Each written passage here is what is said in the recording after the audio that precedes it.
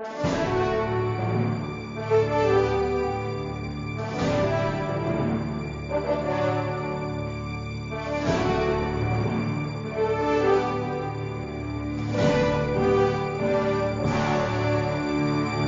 Resposta Católica de hoje, queremos responder a questão do culto dos santos e culto das imagens, que são duas realidades que estão bem ligadas uma com a outra.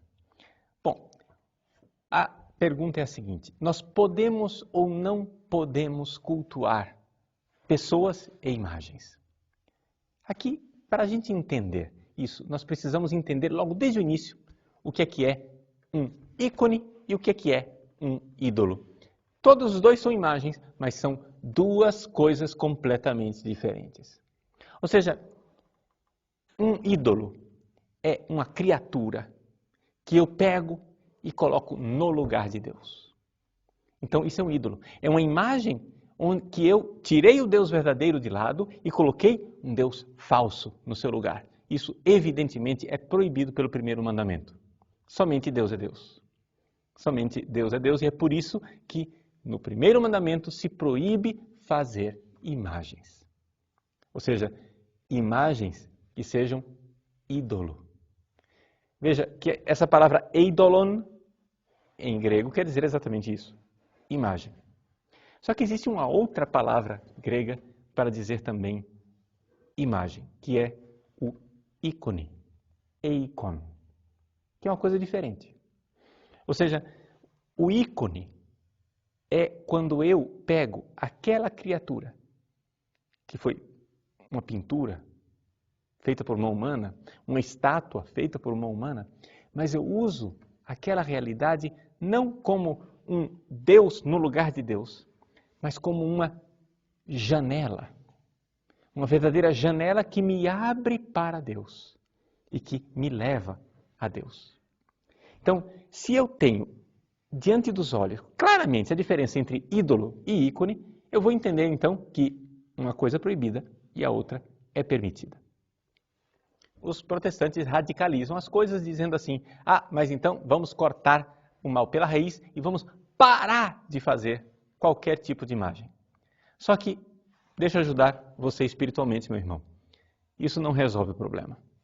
Não resolve o problema porque você vai continuar, por exemplo, tendo diante dos seus olhos a sua esposa, o seu marido. Quando você olha para a sua mulher e vê a beleza do corpo dela, você tem uma escolha. Ou você transforma o que você está vendo em ídolo, colocando sua mulher no lugar de Deus, ou você transforma aquilo que você está vendo em ícone, fazendo com que ela seja uma janela transparente que te faz louvar a Deus. Porque aqui o que está em jogo não é a nossa atitude diante de um bonequinho de gesso, mas é a nossa atitude diante de toda a criação.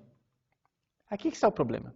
Você pode acabar com todas as estátuas de gesso, você pode acabar com todos os ícones, você pode acabar com todos os sinais feitos por mão humana. Mesmo assim, o problema da idolatria vai continuar existindo. Porque o problema da idolatria ele é mais sério e mais radical. O problema da idolatria é a sua atitude diante das realidades criadas. As realidades criadas te levam para Deus ou te afastam dele. Isso depende da sua atitude. Isto é você quem vai dizer. Portanto, diante de uma flor, diante de um pôr do sol belíssimo, diante de realidades até mais tentadoras como o sexo, o dinheiro, diante de qualquer criatura, você está sempre diante de uma escolha. Ali você está encurralado. Você tem que escolher. Você tem um bívio, uma encruzilhada. Ou você faz com que essa criatura seja um ícone, uma janela que te leva para Deus, ou você fará dessa criatura um ídolo, ou seja, algo que você coloca no lugar de Deus. Então é muito fácil a gente acabar com os bonecos de gesso. O difícil é acabar com a idolatria no nosso coração. Levando isso em consideração, o que é que nós podemos dizer com relação ao culto dos santos e ao culto das imagens? Primeiro, o culto dos santos. É evidente que eu posso cultuá-los, não é? Nós temos, por exemplo, o exemplo bíblico extraordinário da Virgem Santíssima no Evangelho de São Lucas. No seu canto do Magnificat, Maria diz: todas as gerações me chamarão de bem-aventurados. Bem-aventurada. E o próprio Jesus, várias vezes, refere-se a pessoas como bem-aventuradas, felizes. Ele está louvando essas pessoas. Ele está dizendo concretamente, veja, é isso mesmo. E o que ele está fazendo? Está dizendo, veja a ação de Deus nestas criaturas. Criaturas que Deus está usando, onde Deus está agindo. Estes são os santos. Quando nós católicos veneramos um santo, nós estamos dizendo o seguinte: vejam como Deus é grandioso usando seres humanos. Deus é capaz de usar a frágil criatura humana para realizar a sua obra. Agora, quando eu tenho uma imagem, quando eu tenho um ícone produzido por uma humana que me recorda esta criatura, aqui eu tenho a mesma coisa de uma bela paisagem que eu fotografei. Se você vai, passeia na natureza bonita, nós aqui em Cuiabá, por exemplo, podemos passear na Chapada dos Guimarães, a gente vê a beleza da criação, acha aquilo lindo, você pode ter uma atitude pagã e começar a venerar aquilo como Deus, né? As forças cósmicas, o Deus que está ali na natureza, etc, etc. Isso será paganismo, idolatria. Ou você pode ver a beleza daquela natureza e louvar a Deus. Isso então é um ícone.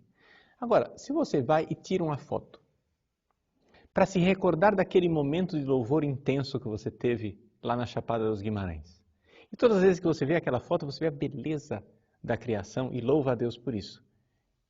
Isto é um ídolo? Não. É uma janela que te conduz para Deus. A mesma coisa quando eu tenho uma imagem de um santo, quando eu recordo a grandeza desse filho de Deus, dessa filha de Deus, que Deus utilizou de forma extraordinária no heroísmo, no martírio, se entregando por amor a Cristo. Pois bem, ali eu posso e devo glorificar a Deus através dessas criaturas. Portanto, você pode sim venerar imagens. E venerar imagens, vamos ser bem concreto. Você pode se ajoelhar diante de imagens, você pode falar com os santos diante da imagem, você pode beijar as imagens, acender velas diante delas, colocar flores diante das imagens. Por quê? Porque o segundo concílio de Nicéia nos diz que o culto que é prestado à imagem não se dirige à imagem, mas se dirige ao protótipo, ou seja, àquele que está lá no céu. Então, se você venera a Virgem Maria, se ajoelha diante da imagem da Virgem Maria, acende uma vela, reza, se ajoelha e pede a ela essa atitude de humildade, mas, padre, se ajoelhar diante de uma criatura, sim, se ajoelhar diante de uma criatura na qual Deus resplandece na sua glória. Sim, eu posso e devo fazer isso para reconhecer a glória de Deus naquilo que Ele criou.